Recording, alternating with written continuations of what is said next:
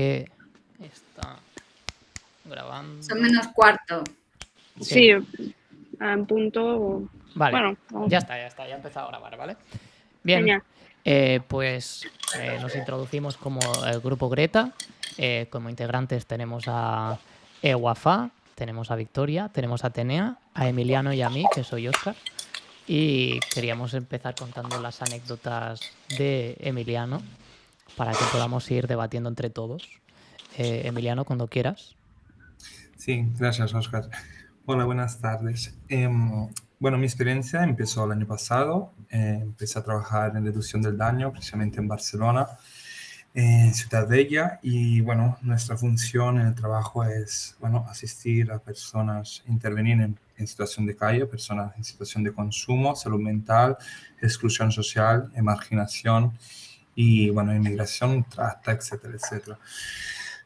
Nuestras experiencias, bueno, mi experiencia se desarrolla diariamente en esa interrelación entre, bueno, personas excluidas socialmente y personas, bueno, que hacen parte de un endogrupo, el grupo normalizado.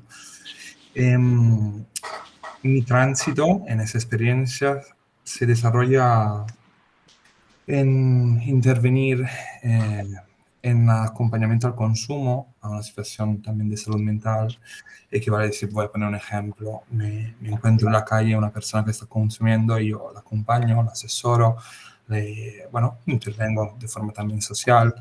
Y en ese contexto precisamente se dan unas situaciones bastante ambigua, más que ambigua, más bien estigmatizante, debidas a la interrelación con el espacio, ya que normalmente las personas consumen, porque al no tener un espacio de consumo seguro, consumen en la calle, hay una interrelación con la sociedad. Entonces, la misma sociedad, las personas que pasan, etcétera, etcétera, nos miran y con esa mirada aportan un estigma, un tabú, un castigo, porque es una mirada crítica y porque no se entiende la realidad de las personas que están transitando por esa situación. La relación entre neurodivergencia y sociedad neurotípica en ese espacio se da mediante la decisión de la sociedad de normalizar determinadas acciones o rituales y estigmatizar en lugar otros rituales y acciones que no vienen aceptados por la sociedad.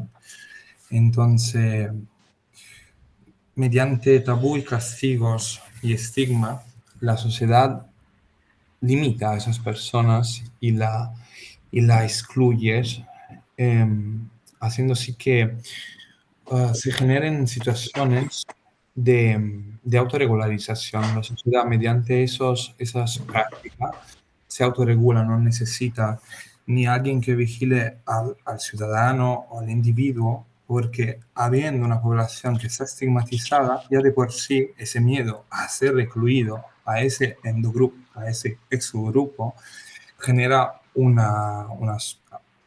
alarmismo, una incapacidad de traspasar un límite. Y bueno, mediante esa interrelación se generan las divergencias, porque un grupo de personas se transforma en una población divergente porque no responde a unas acciones normalizadas impuestas por una hegemonía.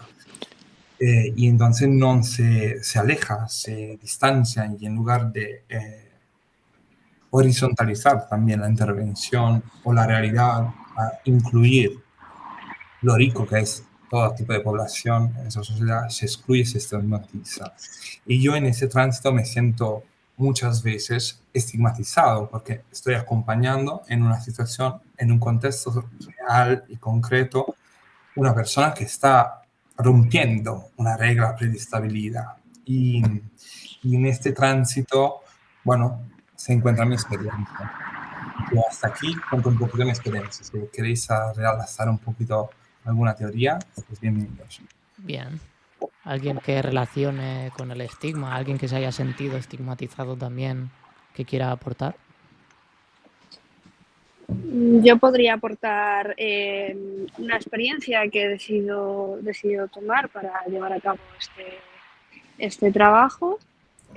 Bueno, al final intenté sacar una situación diaria de mi vida cotidiana bueno, pues, que hacía diariamente de forma continua, como es pues, tomar el bus, vaya por Dios, o sea, lo tomo 4 veces al día y decidí pues cambiar un poquito el rumbo y como la naturalidad de lo que hacía en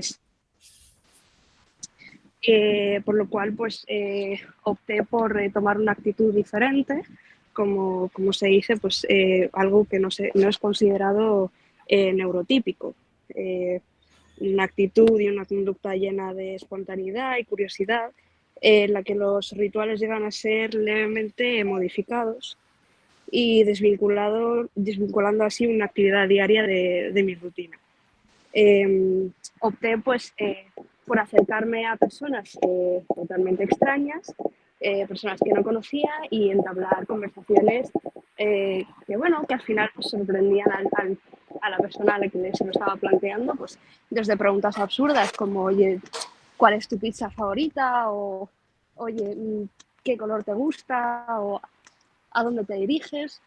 Y es verdad pues que en esa experiencia obviamente pues choca porque no es lo normativo o lo normalmente social en plan aceptado que una persona que no te conoce entable una conversación contigo y quiera saber pues respuestas a esas preguntas que bueno, al final son sacadas desde la curiosidad y la espontaneidad del acto. Entonces, en esa experiencia sí que he sentido pues la mirada ajena de no entiendo a qué viene esta pregunta o el hecho de pues, el extrañamiento de no entiendo por qué se está estableciendo esta situación. Y me ha parecido curioso porque al final esa actitud pues como que si la sacamos de contexto pues se llega a ver como un acto típico de neurodiversidad. Ujú. Bien. Eh, ¿Queréis relacionar a alguien más con...? Sí, con la experiencia de Wafa, quería un poquito relacionar también con la mía, el hecho del self y de la identificación. En el momento que el otro nos mira, nos señala, nos significa, se crea un self, una imagen predistabida de nosotros mismos. Quiere decir que en el momento que alguien te estigmatiza, tú te empoderas de ese estigma, entonces te categoriza con ese estigma. Y entonces ahí hay una disrupción entre la identidad y la identidad que el otro te impone. Y creo que eso es una acción de una sociedad neurotípica y cómo se estructura nuestra sociedad neurotípica. Y, y nada, quería hacer solo esa parte. Ujú. Atenea, estás muteada. Esto me recuerda que no hace falta, o sea, esta forma que tenemos de interiorizar los estigmas, ¿no? Es tanto ya una costumbre, ¿no? O algo tan poderoso que ya simplemente lo hacemos nosotras mismas y me recuerda cómo yo me autodiagnostiqué como alguien enfermo porque tenía momentos de insomnio, ¿no? Entonces yo me despertaba a horas que no son las comunes porque está normativizado que dormamos a ciertas horas para ser productivos. Y claro, si yo me salía de ahí, yo decía, estoy mal, o sea, no estoy bien, ¿no? Porque no estoy durmiendo las horas que me han enseñado a dormir desde pequeñita, ¿no? Y eso mismo hizo que yo me preocupara sobremanera de lo que me estaba pasando. Y descubrí que en realidad, pues depende de cómo yo esté, tengo un biorritmo, ¿no? Y es un biorritmo que está más en armonía conmigo que con lo que me han implantado. Ujú. Es como lo que se habla en microsociología, ¿no? Del estigma, de las personas que están estigmatizadas tienden a aceptarlo y asumir las mismas normas sociales que las estigmatizan, ¿no? Que estás autodiagnosticándote, ¿no? Como que estás mal tú. Además, estamos en una sociedad que responde a una necesidad totalmente capitalista y de producción. Entonces, si tú no eres una persona que cumple con esas normativas o normalización de la producción, tú eres una persona exclusa, eres una persona dependiente, eres una persona incapacitada. Y eso hace sí que al otro o al uno mismo constantemente se sienta inútil, incapaz, entonces víctima, entonces una situación de infantilización, una situación de victimización y eso deshabilita la capacidad del individuo y eso es un poquito en la sociedad en la cual estamos viviendo, es dramático. Sí, yo quería comentar que, o sea, a raíz de lo que ha comentado Atenea y bueno, y Óscar, sobre cómo nosotros al final aceptamos ¿no? la etiqueta que se nos impone desde fuera, cómo en la sociedad todos, o sea, cómo definas la línea que separa lo normativo o lo normal de lo atípico y que relacionado también con un poco con lo que hemos leído con los materiales de la asignatura, con el blog de la sociedad neurotípica de Asper Revolution, cómo al final todos podemos acabar siendo en una misma sociedad víctimas y verdugos, porque al final, para lo que para mí, a lo mejor yo estoy estigmatizada por un motivo, pero al final para mí soy normal en comparación con los demás. Sí, exacto. De hecho, muchas de las cosas que aquí nos parecen típicas, ¿no? Como a lo mejor puede ser un estado alterado, ¿no? Que quizá pueda llegar a una persona como, por ejemplo, las que atiende Emiliano a través de las drogas. En otras culturas, ese estado alterado es lo típico, ¿no? Y entonces, pues quizá viene aquí, ve esto, ve esta sociedad y dice, esta sociedad vive en un estado alterado, ¿no? Y para nosotros es como lo normal, y esto es totalmente sociocultural, ¿no? Totalmente. Yo, mira, con esto quería relacionar una anécdota que también está relacionada con el autismo, que, bueno, os voy a contar por encima, que a mí me ocurrió, por ejemplo, que yo conocí al hijo de... Ahora no, por favor. Gracias. Que me ocurrió la situación de que conocí al hijo de un amigo mío que tenía una serie de movimientos, una serie de ecolalias en este caso, y no entender qué le ocurría. Lo que sí que entendía yo perfectamente es que en ese momento, como persona con mente neurotípica, era que algo no iba bien, que esa persona no estaba bien y que ahí había una deficiencia, ¿no? Y con el tiempo me explicaron que el chico tenía un autismo, o sea, lo diagnosticaron con autismo y que no hablaba, no se comunicaba con nadie. Y lo primero que pensé es lástima, o sea, lo que sentí fue lástima, ¿no? Él no se podrá comunicar con sus padres, no podrá decirles que les quiere o cómo se siente, y sentí esa lástima de, jope, ¿cómo tiene que ser esa situación, no? Y con el tiempo rompió este esquema, este muchacho rompió este esquema conmigo porque lo vi jugar con su hermano, lo vi súper feliz, lo vi contento, y además a mí, que no me conocía de nada, me cogió de la mano, me sentó en el suelo y me hizo señalarle, lo cual entendí perfectamente, que le rascara la espalda.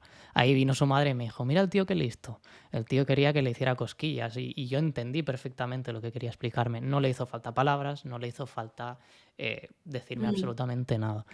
Y eso es lo que estamos tratando, ¿no? El romper un poco ese esquema, ese estigma, ese prejuicio con las personas que son neurodivergentes o que hemos